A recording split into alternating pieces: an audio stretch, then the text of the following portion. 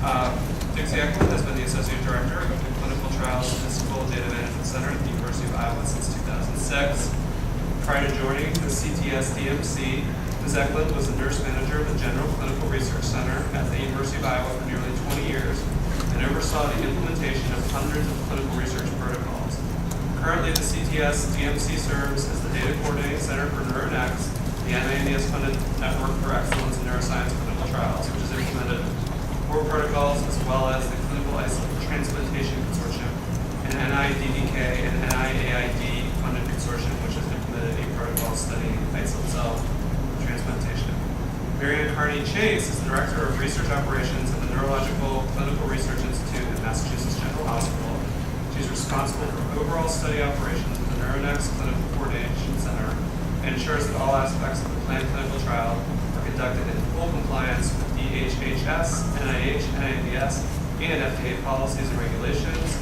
She keeps you primary investigators out of jail. She has been involved in a variety of roles in the conduct of multi-center clinical trials for over 20 years with a focus in project management, regulatory affairs, site monitoring, compliance, and site management, and has worked in both academia and industry. All right, take it away. Those were vintage introductions, though. So I'm Marianne. Can everybody hear me okay? We're going to pass this microphone. So I wanted to start off just asking everyone that's here that's developing a protocol, can you guys raise your hands if you're doing a single center study versus a multi-center study? Single? Okay, so if you're doing single, and then there's several doing multi-center studies? That's right, multi-center? Okay, that's great. So just to get a sense, what we're going to try to talk about is, our title here is really, the main thing is we're trying to ensure reproducibility of the research, and that's where your clinical protocol and manual procedures come in. And it really does differ between multi-center and single-center study as to who you're making sure is being consistent. So that's why I wanted to ask that question to start off. So the first slide here is compliments of Dixie, actually. So this is where we see you guys. You guys are in PI boot camp right now. So you're starting to really, finding your way through the maze of basic research, the Belmont reports, the ICH guidelines, CFR, GCP, Declaration of Helsinki. You think you're going to swing over to the pit of perpetual paperwork, which really never goes away. And then you're going to walk the tightrope, balancing the risks and benefits of your research protocol. You're going to bench press the case report forms and you're going to be collecting all of your data. And then you're going to end up on the ride of rickety roller coaster research regulations. All sorts of acronyms there. And you're going to go down the slide down the slippery slope past the conflicts of interest, a very important topic. You're going to climb over the firewall of privacy, which is becoming more and more important in research these days. You're going to dive fearlessly into the audit tank and be audited by multiple different bodies, so that's always a possibility. Scale the ivory tower of academia, which probably most of you already have. You're going to grind through the IRB review, and then hopefully you can get approved by the IRB and begin the process all over again. The more you do it, hopefully the better you get. So what are the materials that you need to have a successful clinical research project? The first one, obviously, that's highlighted here is the clinical research protocol. And that's primarily what we're going to be talking about today. But all of these other documents are also needed, and we're going to touch upon those. So the informed consent document, the manual procedures, we'll take a little bit more about that as we go on. All sorts of manuals on laboratory pharmacy, training materials to train people on the outcome measures that you're hearing so much about. Data collection tools, your case report forms are how you're going to be collecting data, safety monitoring, data analysis, and obviously you need adequate funding, so you need to be able to get the funding source for all of these procedures as well, these things to put in place. So first we really want to start out with what is a protocol. So it is defined really as a system of rules that explains the correct conduct and procedures to be followed in formal situations. Highlighted a few words there, so we want to really highlight correct conduct and that there are specific procedures that need to be followed. Really, I can think of your protocol as laying out what those specific procedures are. It's also defined as the preliminary memorandum, often formulated and signed by diplomatic negotiators. basis for final convention or treaty. So you kind of think of all the people helping in protocol design as your diplomatic negotiators, your biostatisticians, your clinicians, everyone else that's helping. And oftentimes the protocol is signed, especially if you're doing a multi-center clinical trial. You need to get a document signed by all of those other investigators that they will perform the procedures as are outlined in that protocol. So it really is a signed formal document. The research protocol really describes how your science is going to be operationalized. So you can think of it as a recipe, a recipe book. I think someone asked the question a little bit earlier, how, we only have 12 pages in a research strategy, so how do you get your protocol to 12 pages? You don't. Your protocol is a separate document from your research strategy. That's a really, really important point. We've seen a lot of people who just take their research strategy and hand it to us and say, here's my protocol, operationalize this. It's impossible. So you really want to make sure you understand that the protocol is separate. And oftentimes when you do a grant application, you need to attach the clinical protocol as an appendix to that application. There's a great draft protocol template that's available. I have the one here. It was jointly put together by NIH and FDA. So it has all the sections. It has some template text. It has some information in there as to what you should put in your protocol. Again, the grant really describes the science, and your protocol is really about the rules of how you're going to conduct that. It is a regulatory document, so it is reviewed by an IRB or Constitutional Review Board. If you're doing it under an IND, the FDA will also be reviewing this protocol. If you have changes to a protocol, which inevitably everyone has changes to their protocol after it's been finalized, you need to amend that protocol. You need to, if you're under FDA regulations, then you need to submit it to the FDA. You also need to submit it to your IRB and get that IRB approved before you implement those changes. So the manual of procedures, we'll touch on that a little bit here. So it's actually referred to as the MOC. People talk about the MOC. It really is something that is a companion document to your protocol. So depending on the complexity of your study, it really provides more details about specific types of trainings and other things. I'll go to that in the next slide. It oftentimes does not need to go to the IRB. Some IRBs will ask for the manual of procedures if you have one, but most will not require you to submit that. And it's also a dynamic document. Just really remember that when you create this manual of procedures, if you make a change in your protocol, or even if you don't make a change in your protocol, a lot of things happen during the course of the clinical trial. You want to review this document on a very regular basis and update it periodically as needed. So what are the types of details that go into a manual procedure? So these are just some questions that Dixie and I sort of came up with as things that should be written down in detail somewhere. So who is the protocol steering committee? And what do they review? How often do they meet? When do they meet? Those types of details. So that everybody knows who's reviewing the protocol, who's reviewing the study. Who needs to be trained? What do they need to be trained on? And when do they get trained? You have to have people trained prior to them being initiated as a site. They're trained on outcome measures. They have to be trained on how the samples are shipped to a central laboratory. They have to be trained on good clinical practice. There's lots of different trainings that might need to take place. How are you going to handle pre-screening procedures in your studies? So oftentimes pre-screening occurs prior to presenting patients. You're just sort of reviewing charts, looking through charts. You need to decide up front, how is that going to be captured? How are you going to ask the sites to do that? And do you want to capture any data on that at all? Pre-screening way. And then you want to know what are the targets, you should outline in your model, what are the targets for recruitment and for retention? So how many patients do you anticipate sites will need to recruit over what period of time? How many patients are you allowing for potential dropouts? And then what are tools? So if you fall below your recruitment levels or you have more dropouts than are anticipated from a statistical standpoint, how do you account for those? What do you do? What procedures can you put in place to start talking to sites about these? Vertical deviations. How are you going to capture vertical deviations? How are they going to be monitored throughout the course of the study?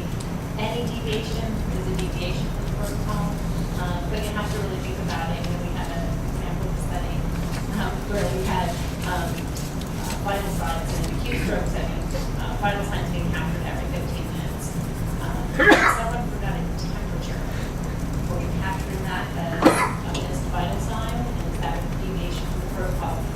how many details do you want to get into as to collecting that type of data? You want to write that out in your annual procedure so everybody at the sites, everybody at the coordinating centers, everyone has a chance of how that's being captured. Captured. So it's clear. Same thing for concomitant medications. Concomitant medication is given on a sliding scale. How do you capture that? How do you want that data to be entered into the database? If you have new study members, so if you're doing a multi-center study, or even if you're doing a single center study, if you're going to have staff turnover in your trial, what do you need to do when you have new staff coming in? Who do they call? How do they get trained? What are the minimum requirements before they can begin working on the study?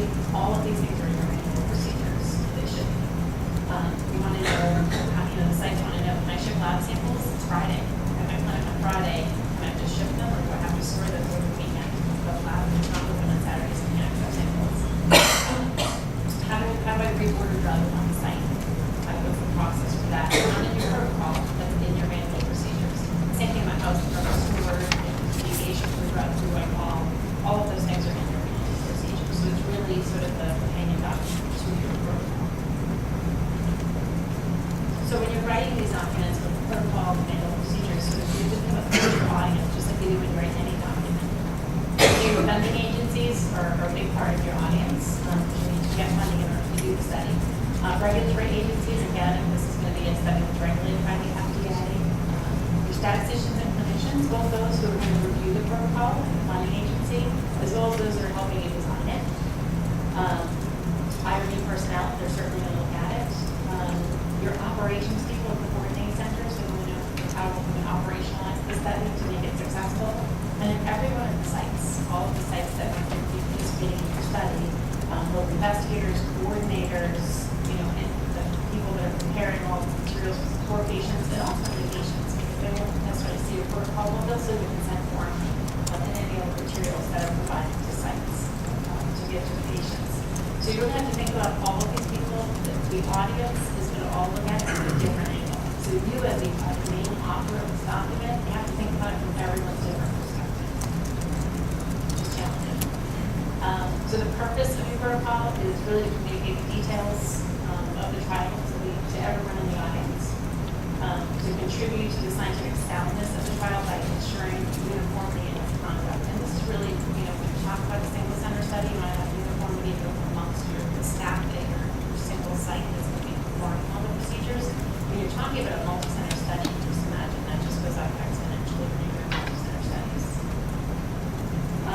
You're informing those that are conducting the study. So these are the documents that each of the site personnel really look at to determine, who's eligible for this study, why are they doing this study, should I bring this person in, do I have to tell the patient it's a 12-month commitment or it's a 6-week commitment, and those are the types of things that you have to think about that are using with that purpose. And again, it also forms the basis for proof of materials that are put together, the patients are going to see, form consent form,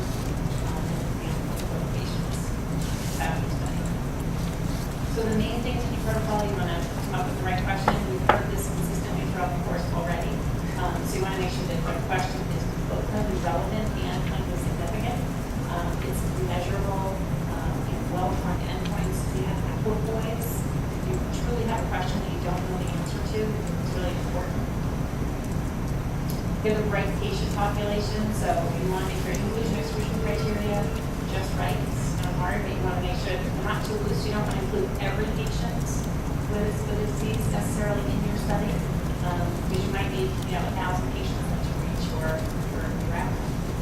But you also don't want to make it so stringent with your inclusion exclusion criteria that you don't have the patient population out there that can actually recruit the study. So it's really that balance. And then you also have to know the patient population. Do you know what's relevant to the patient population? So if the question you're asking is really relevant, then that will determine what patients are enrolled in your study. And also, if there are limitations, if they have physical limitations, are they going to be able to perform all the procedures that you've written? You want to do a study visit, and you want them to be in the office for 10 hours. That's going to be difficult for certain patients with neurologic diseases. This came up in the study that Marianne talked about, the Kearney study for SMA.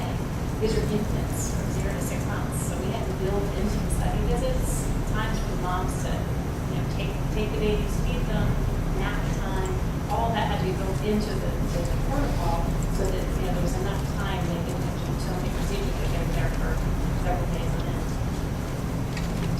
The right outcome measure, I think Jeremy's talk was great on this outcome measures, making sure that they're achievable, measurable, they're standard, reproduce them, and again, when you're talking about doing this across multiple centers, it becomes that much more complicated.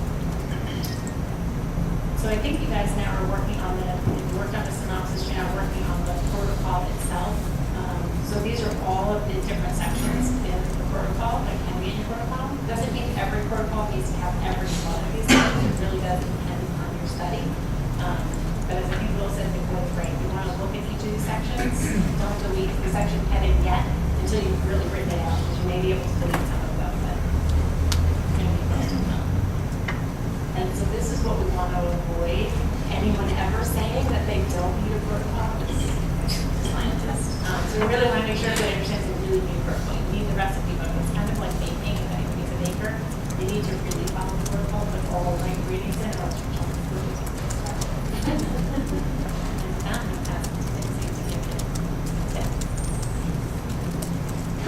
And Marianne and I have been on the receiving end of several different investigators where it does lead to lots of disasters. The other thing I was thinking as we're talking is with the amendment to the common rule, NIH is going to require a central IRB for any phase 3 trials going forward. I think so that's something to keep in mind on the reasons why you need to standardize and learn how to write in a way so that things can be implemented. It will help with one IRB looking at things, but the more clear you get on how you approach your protocol, your question, your documents that support that, then the more reproducible your findings are. So our number one tip is clarity and accuracy. And this is the part where you need to write for all the audiences. Marianne referred to them. The IRB reads it in one way, the FDA reads it in another way. The coordinators are probably going to implement most of the stuff, read it in another way. Investigators pull out different pieces. So make sure and sometimes that requires several iterations of writing the important questions and important pieces so that if it's understood exactly what you're asking sites to do, what the question is, what you're going to realize as a goal of the exercise. The second tip is limit the possibility of protocol deviations. There's ways to do this and how you construct a protocol. So one thing is windows around time points. The example Marianne gave about it was an acute stroke study. All kinds of things are going on with those particular patients. And the protocol was written for Q15 times 4, I think, and then Q30 for another 2 hours, and then hourly for up to 24 hours. And it was written complete by itself. So yeah, temperature miss here and there. Pretty soon, we have 8 deviations on one subject because of a couple of time points where that was just not feasible. So they were expecting the protocol or deviation. But think about that when you write things, so that you need to have some structure to it, but you also don't want to structure so much that it's just not achievable at the sites to implement. We also very much count on pre-approved deviations, and I think probably through industry sometimes that comes up a little more often. If people have the concept, well, if I call and ask, it'll be okay. But that's probably not really good science. It's not a good way to approach things. So you should kind of set a priority that won't be acceptable in your project. And then as you're implementing the project, review the deviations, because this can help you to either loosen or tighten your criteria, depending on what the findings are, and but would require an amendment to the protocol. Tip number 3, write it right and write it once. If you're the person on the ground in the field who's actually reading the protocol and trying to put it together, and in one section it describes something one way, and in another section it describes it in a conflicting way, that can lead to a lot of confusion. It tends to happen no matter how careful you are and how many eyes have looked at things. But if you're covering a certain procedure or how you're going to do your safety monitoring in one section. Keep it to that one section so that you can get a consistent document. Tip number 4 is take aim. So, another tool is this is, in what order do you write things? So you have your protocol synopsis, you have your protocol, you have your informed consent document, you have your grant. All of these things are kind of describing the same thing, but in different ways. I've known investigators who find it easiest to start with writing the informed consent first, because that's how they would need to give this information to potential subjects. And then it kind of gets clear in their mind what they need to flesh out the other way. Certainly many people write the grant first and write the protocol and write the synopsis and write the consent form. But it's a good thought exercise to explore those different avenues so that you understand what's going to work best for you to really distill down your ideas and present the information.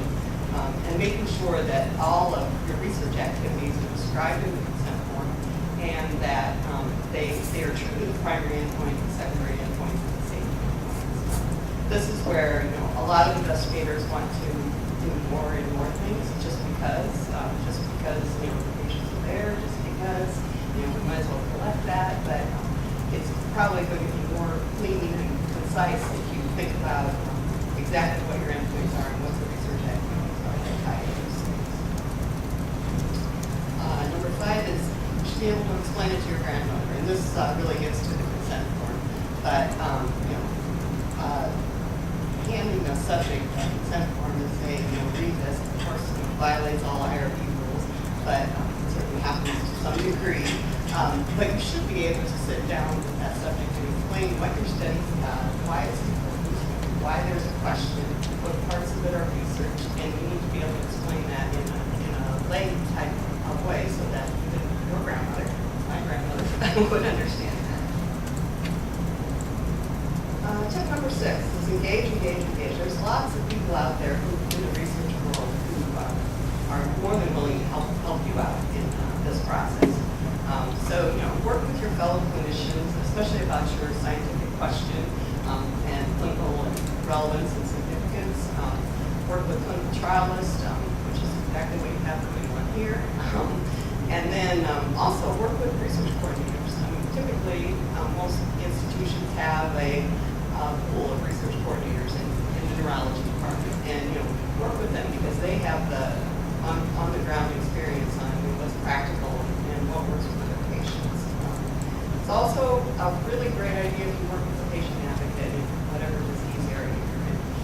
They can be very informative as you write the protocol as to what's feasible, what's doable, what they feel. Some of the foundations like ALS, those types of diseases, people are very passionate about being involved in research, and you kind of have to gauge the difference between someone who's willing to do anything for any reason and someone who wants to participate to advance the science for better for everyone. So, but they can be a really valuable tool and input to helping you develop your protocol and write it out. And then it's always a good idea to take the time to have someone who's a little bit independent from your study team review the protocol. Someone with fresh eyes who looks and says, this makes sense, this doesn't make sense, you might want to develop this section here a bit more. Tip number 7 is make a plan and follow the plan. This is we call them SOEs or SOAs, scheduled events or scheduled activities. These are very typical in protocols, and I can tell you from my years of experience in many clinical trials, we would read the protocol, but pretty much this becomes the go-to document that you might have one piece of paper and an org set or something that drives what you're doing. But you should be able to look at that and know exactly what procedures need to be done in what sequence. There's a lot of other things that tie in with this, but it's a very nice overview snapshot of what's. And this is another tool that can help think about what does my study look like. It's actually kind of hard, I think, sometimes for new investigators to sit down and think about this because you think about it in flow and all the things. So there's a way to back off and write it in this kind of tabular or graphical form that can help you think about how Tip number 8 is know the regulations and which ones are relevant to you. And this is a big order because there's a lot of regulations out there. So again, use the people who can help you with these things. But if you are, if your project does involve an investigational device or drug, then you need to consider the perspective of the FDA, which is that they're concerned with a robust design and achieving efficacy and safety endpoints. A lot of concerns, but that's the primary thing that they're looking for. Whereas the IRB perspective is protection of subjects and risks that need to be minimized and benefits of vaccine. So all these things need to roll into your project, which goes then back to right to the audience receiving the project. And there are special considerations in research. You're looking at pediatrics with children. There are separate regulations that cover those things. The regulations for cognitively impaired subjects are a little, they're not actually regulatory, but there are certainly things that you need to understand if someone does not have the capacity to consent, how you work all those things in. And then there are things like deception studies, which have their own type of regulations as well, because you're not supposed to, the regulations are that more than minimalist studies are not allowed for deception studies. Tip number 9 is know your population. Marianne touched on some of this already, but it's never too early to start thinking about recruitment and retention, because what's going to happen if you can't recruit into your study? Your study's dead in the water. What's going to happen while your people drop out? Your study's dead in the water. So all of these things are important, but you have to start building them in early and keep even in waves if you're doing a long-term study on how you keep the population engaged. One place that you can start with this is you'll be asked in your IRB application, how are you going to recruit? So that can be detailed in your IRB application. It should also be in the MOP if you're in a multi-center study, what tools you're going to use. There are campaigns, there are, if it's something that's actually a contact for patients to call to the center, then it does need IRB approval, but there are lots of ways that, information can get out there about a particular study so that the population is engaged. Again, think about your inclusion and exclusion criteria. That does affect your recruitment and the procedures that are in. And, think about getting all the people in on a timeline. That's another good suggestion is to keep a timeline so that you know what your goals are for each site or your site. I'm going to recruit, this many subjects by this time, but keep track of that stuff. So because the longer it slips, and I guess probably experience will tell you that a lot of them have a hard time getting up, but if you can turn that curve up once you're into it, then and then keep the pressure up so that the studies can come in. And we will say that's very long. And tip number 10 is know your outcome measures. And this has been discussed some today too, but it's neurology was sort of a newer area for me over the last 10 years, but a lot of those scales are so subjective that it's interesting when you're at the data end trying to figure out exactly what we're getting there. And one example I'll give is the ESS, and which is something everybody in the MS world is used to using that term. But there are different sections, and there are different places where it cannot agree. Did they walk this far, but their rating is this high? And the study that we're working on, the evaluators are blinded, so the person who's the expert at the site actually doesn't see what the blinded evaluator does. So, a check there doesn't go on. So then we have a data discrepancy because the source documents weren't entered properly, or do we have a discrepancy because someone made a mistake? We ran that last week and we had over 800 queries that we're going to track down on that. But there's,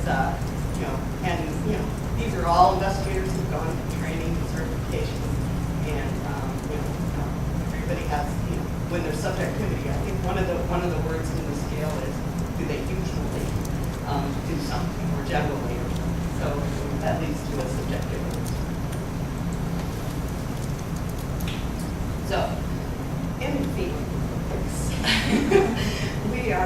to go into, does your protocol have the right stuff to win the Olympic medal?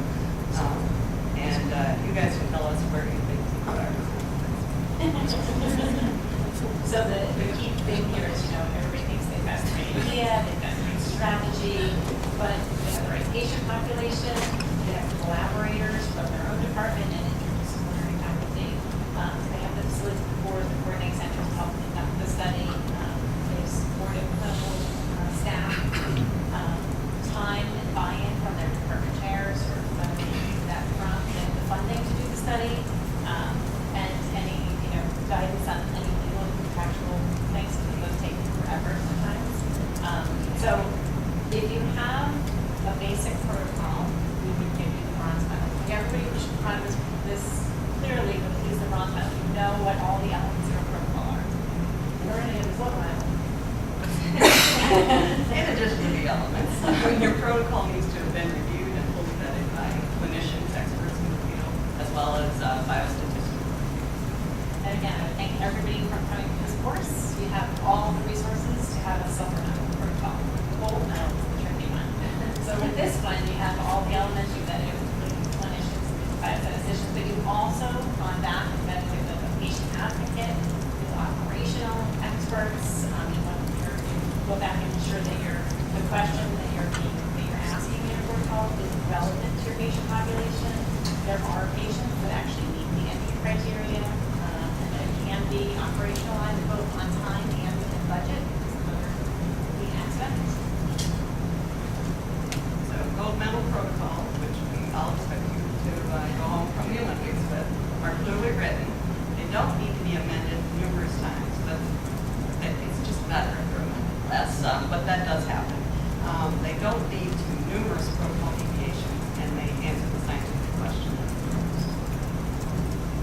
That's our goals. You guys protocols. Then we open up to any questions.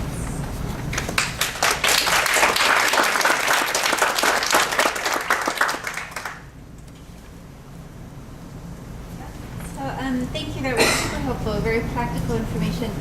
I have a question. Do you have any suggestions in terms of if you're a new PI kind of starting a clinical trial, you're posting a job description, are there specific things that you would be looking at in terms of kind of a clinical trials manager if you're trying to then interview and hire somebody? And in particular, sort of specific training, like I know that there are different sort of training programs for clinical trial management. Do you think it's important that people have a training versus just experience versus both, ideally? So Okay, comment on that. I'll take that first. Do you want to move to San Francisco? Yeah, please. So we do a lot of hiring. Unfortunately, being in big areas here in San Francisco or Boston, we have a lot of turnover. So looking for new people is always a challenging thing. As a new PI, I think the most important quality that you're going to look for is someone that you get along with. I always say this when I train people, professors in Boston, your project manager has to be your best friend. You have to be comfortable telling them everything, laying it all out there, and they have to be comfortable with doing the same thing. When they make a mistake or when you make a mistake, you got to run to each other and be like, oops, I did this, now where do we go from here? Truly have a strong partnership with this person. So personality is what you want there. You want to make sure that that person is someone you get along with and they can get along with you and you can work with you. Experience is nothing that you can, no courses you can take can give you the years of experience. I think how much you need will really depend on your study. And I think there are training courses and those are good. But I think to me, experience, but more importantly, personality. Someone who really know what that. I typically hire nurses as research coordinators in my work in the hospital, and now I have kind of a mix, which that's one thing Marianne and I found interesting when we worked together, because out on the coast, the clinical trial people are often not with nursing backgrounds. That's it's a different kind of model. Whereas in the Midwest, it's very much a lot of nurses that are, and part of that's because people tend to stay where they are, they get a job, they keep that job in the Midwest. But, and over the years, I've gone back and forth between, do I want somebody with that kind of clinical background, or do I want somebody with research background? And it this stroke trial that we started, somebody's got to understand what stroke means, to monitor the data, and which is the piece that we do. So, they have to have an understanding, or even if you're sending somebody into a stroke unit, you have to understand how it works in there. And because the nurses on the floor, that's just the way it is. So depending on what kind of project you have, I think, experience is probably the biggest thing, and personality. And training is just kind of a nice skill on top.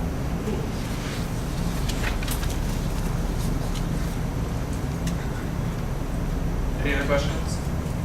I mean, I would just add to that is it should be really important that they know more about clinical trials.